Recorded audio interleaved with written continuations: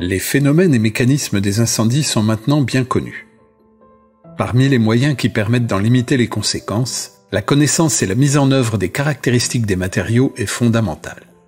Pour hiérarchiser le comportement au feu des matériaux, il convient de distinguer les notions de réaction au feu et de résistance au feu. Ces deux notions sont normalisées au niveau ISO mondial et CEN européen. Une autre approche de la sécurité incendie réside dans la notion d'ingénierie incendie. Contrairement aux approches normatives, l'ingénierie incendie permet de prendre en compte les caractéristiques réelles du feu et son influence sur les matériaux. L'une comme l'autre de ces approches participe à la démonstration de la conformité réglementaire des bâtiments. En cas d'incendie dans un entrepôt, plusieurs objectifs doivent être visés en parallèle. La sécurité du personnel, la limitation de la propagation de l'incendie, la possibilité d'intervention des secours, la maîtrise des impacts sur l'environnement.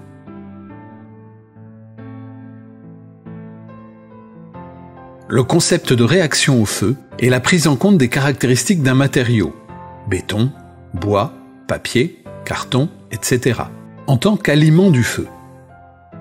Il dépend des capacités d'inflammabilité et de combustibilité des matériaux. Différents classements normalisés existent, basés sur des tests standards réalisés dans des laboratoires agréés, par exemple ceux répertoriés dans la norme EN 13501-1.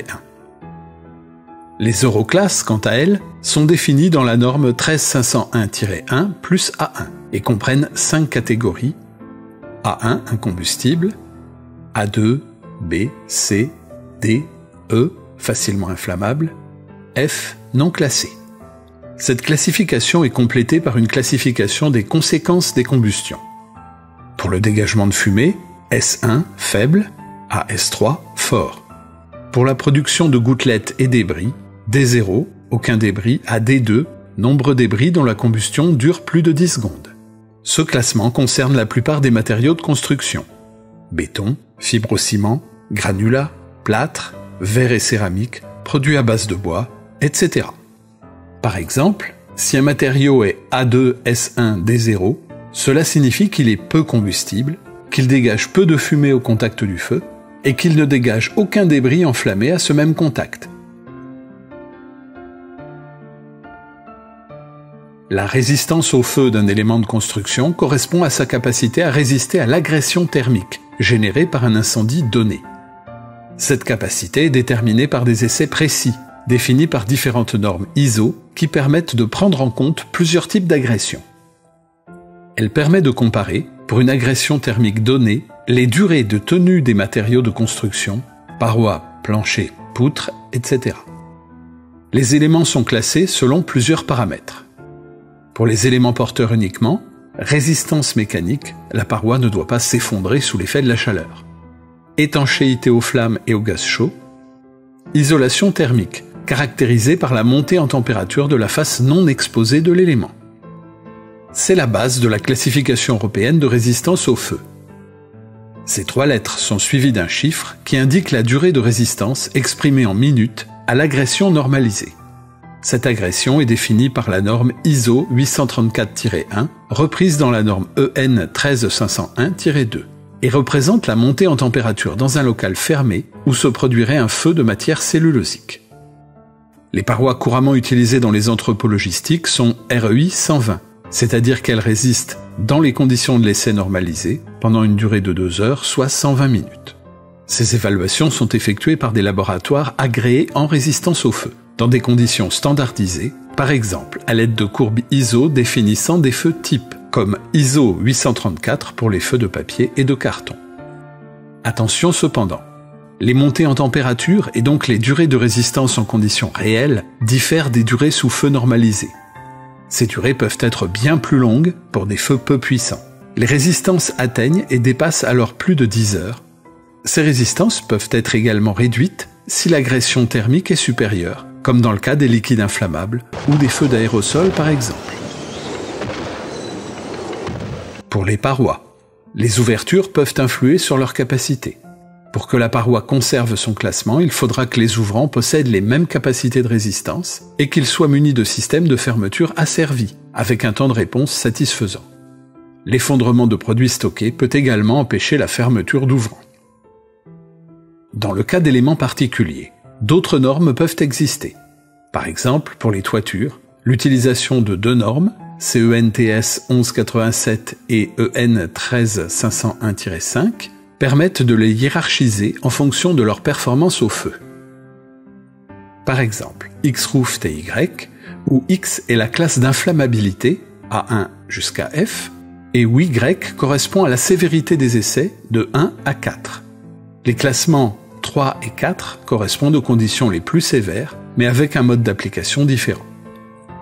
Par exemple, une toiture classée B-Roof T3 indique que cette toiture a subi un essai de propagation extérieure de pénétration du feu avec brandon enflammé, vent et chaleur rayonnante supplémentaire, et qu'elle a résisté plus de 30 minutes, avec comme résultat pas de propagation à la surface testée et absence de pénétration de l'incendie. Cette qualification est exigée par la réglementation pour la plupart des bâtiments, installations classées, établissements recevant du public, immeubles de grande hauteur, etc. Dans la pratique, un bâtiment est un tout. Il va donc falloir aussi tenir compte des interactions entre les différents éléments, parois, structures porteuses, sol, toiture, etc. Et bien sûr, le contenu. Comme nous l'a montré l'accident de Lubrizol, un contenu stocké en bidon est susceptible de se répandre si l'intégrité des contenants est mise à mal par le feu, et ainsi de propager l'incendie.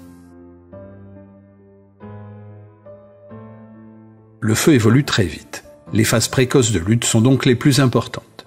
Les systèmes de détection-extinction automatisés sont donc en première ligne. Des référentiels permettent d'évaluer leur efficacité. Par exemple, APSAD R7 pour la détection, APSAD R1, NFPA 13 et FMD S02 pour l'extinction.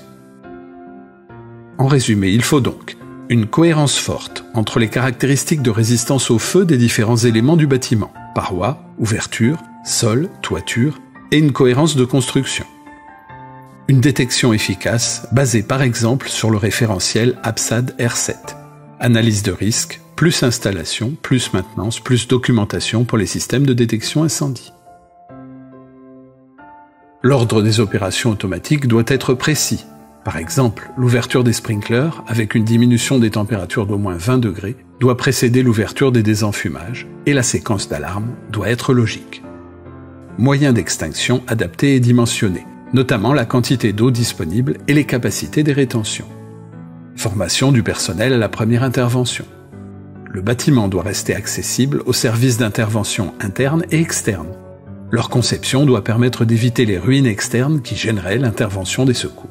Ces ruines externes peuvent être dues par exemple aux conséquences des dilatations différentielles, effet Bilham, ou d'affaiblissement mécanique d'éléments de structure. Pour terminer, un cas où les normes rejoignent l'ingénierie, le désenfumage. Le désenfumage réduit les possibilités de contact entre les employés et les composants dangereux issus du feu. Le désenfumage permet également d'évacuer une partie de l'énergie du feu et de réduire la rapidité d'extension du sinistre. La norme ISO 13571 définit des composants dangereux types contenus dans les produits de combustion, dioxyde de carbone, monoxyde de carbone, acide cyanhydrique. Elle définit également des seuils d'incapacitation et des estimations des temps d'évacuation en sûreté. En conclusion, les normes sont des cadres qui permettent des comparaisons, dans des conditions identiques, de différents matériaux ou différents équipements. Ce ne sont pas des références absolues pour lesquelles une conformité garantirait l'absence d'accident.